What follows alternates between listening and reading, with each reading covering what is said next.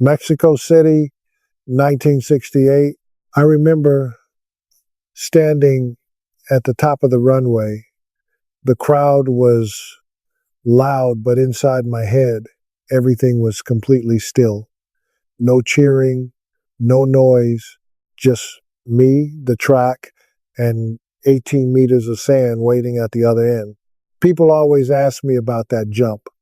They want the numbers, 8 meters and 90 centimeters, a world record broken by 55 centimeters, a margin so impossible that the officials thought the measuring tape was broken, a record that survived for 23 years, long enough that the word Beamonesque was born, a word used to describe something so far beyond expectation that it seems to belong to a different world entirely. But here's the thing no one expects me to say. I don't believe that jump was mine alone.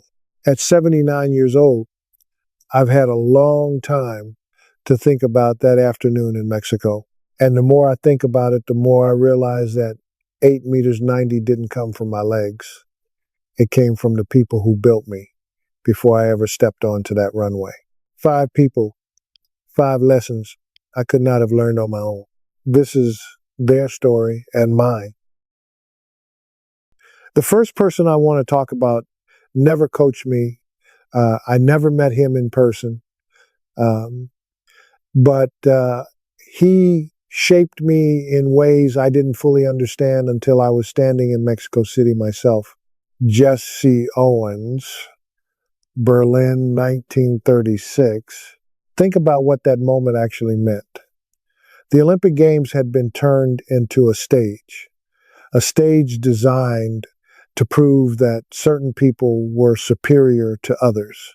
And into that stage walked a young black man from Alabama who then went on to win 4 gold medals in front of the very regime that had declared people like him inferior. 4 gold medals in Berlin. In 1936, the officials expected him to fail. The ideology surrounding him demanded he fail.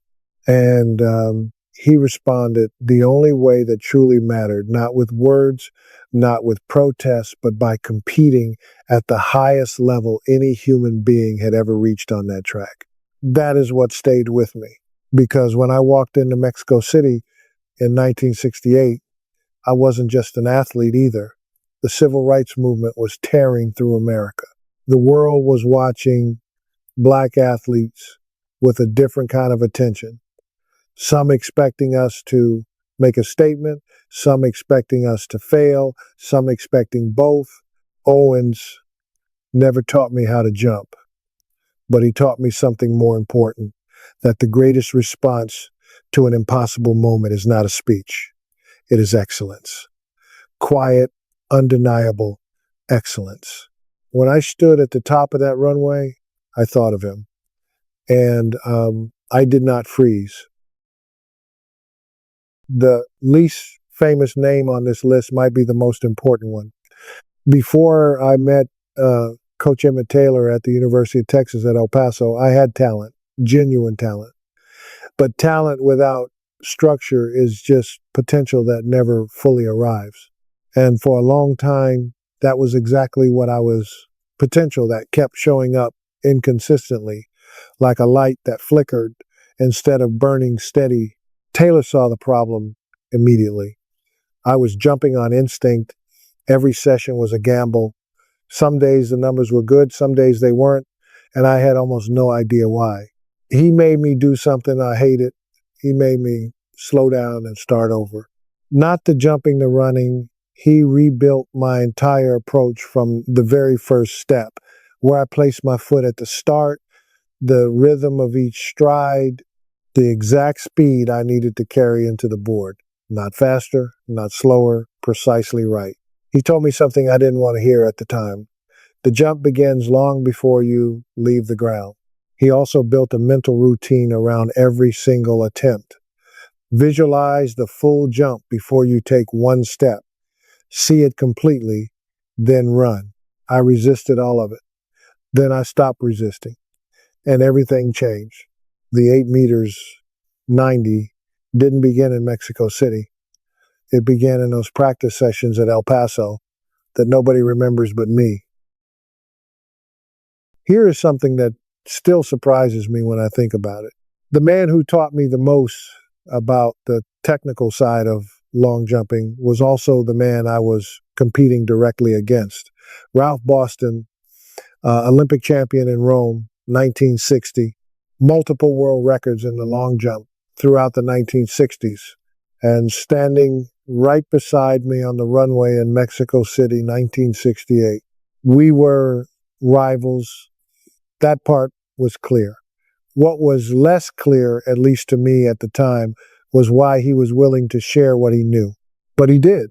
In training sessions and conversations, in the way he carried himself through every single attempt, Boston showed me things I hadn't fully understood despite years of practice. Two things changed everything. First, run-up consistency. I used to try to squeeze out more speed in the final few strides before the board. Boston showed me that was exactly wrong. The speed needs to be built gradually and held steady. The moment you rush the approach, you lose the jump before you've even left the ground. Second takeoff angle. Every instinct in your body tells you to jump up. Boston told me to stop thinking about up and start thinking about out. Forward, distance, not height. Both of those things went completely against what felt natural. But the best lessons usually do. I've never fully understood why Boston gave me that. Maybe he believed good competition makes everyone better. Maybe he was just that kind of man. Either way, I carried what he gave me all the way to Mexico. I want to be honest with you about something. Carl Lewis was better than me. Not in one moment, over an entire decade, 9 Olympic gold medals, dominant in the long jump from 1981 all the way through 1991.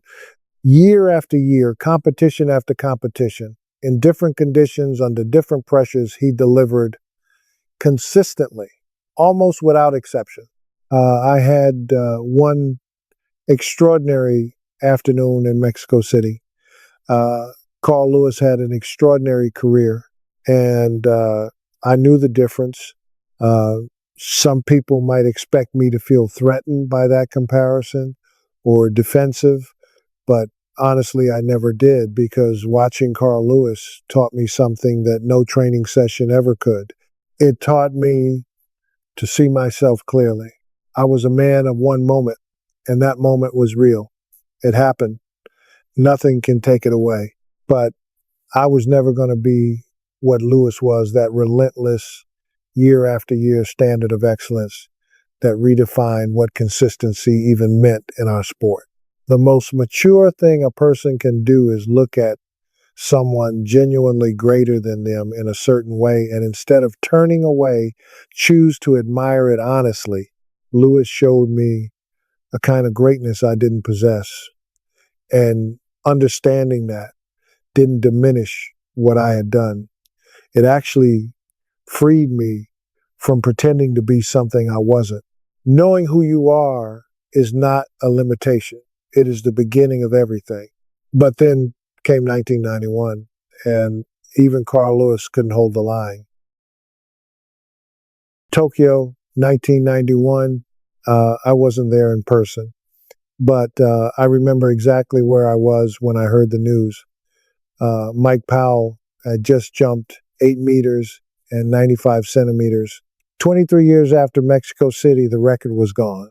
People called me immediately. Journalists, friends, former teammates, everyone wanted to know the same thing. How did it feel? I'll tell you the truth. It was complicated. For 23 years, I had carried that number everywhere I went. 8 meters 90. It introduced me at every event. It followed every interview. It was the first line of every article ever written about me. In many ways, I had stopped being a person and become a record. And somewhere along the way, I had quietly accepted that So when Powell broke it, yes, something shifted, something I hadn't expected. I felt free. For the first time in over 2 decades, I was just Bob Beamon again. Not the record, not the jump, just a man who had done something remarkable once in one perfect afternoon and could now simply live with that without the weight of protecting it. But here is what I admire most about Mike Powell. He didn't break my record on an average day. He broke it competing directly against Carl Lewis, the greatest long jumper of his generation at the World Championships, under the full weight of history and expectation. He reached his absolute best at the exact moment it mattered most. That is not luck. That is something rarer than talent. I didn't lose something. In 1991, I was finally released. So 5 people, 5 things I could not have built alone. Jesse Owens taught me how to stand tall when the moment is bigger than you. Emmett Taylor taught me that freedom comes from discipline, that when structure becomes instinct, you stop thinking and start flying. Ralph Boston taught me that the person competing beside you might be the best teacher you ever have. Carl Lewis taught me to see myself honestly and to respect a kind of greatness I would never possess. And Mike Powell taught me that letting go of your own legacy is not a loss. It is the last great act of someone who truly understands what they built. Put all 5 together and you have a jump of 8 meters and 90 centimeters. But here is the question I want to leave you with, and I mean this seriously. There was one thing in that jump that didn't come from any of them. One thing no coach can give you, no rival can teach you, no legend can pass down: the willingness to commit completely, to put everything you are into a single moment with no guarantee, no safety net, and no second chance. That part was mine. And I believe it is yours too. Whatever your runway looks like, whatever your sand pit is waiting at the end, the people you admire most are not just mirrors reflecting someone else's success. They are a map. They show you what you are still missing and quietly point toward where you are meant to go. Who are the 5 people that built you, and which one do you still need to find?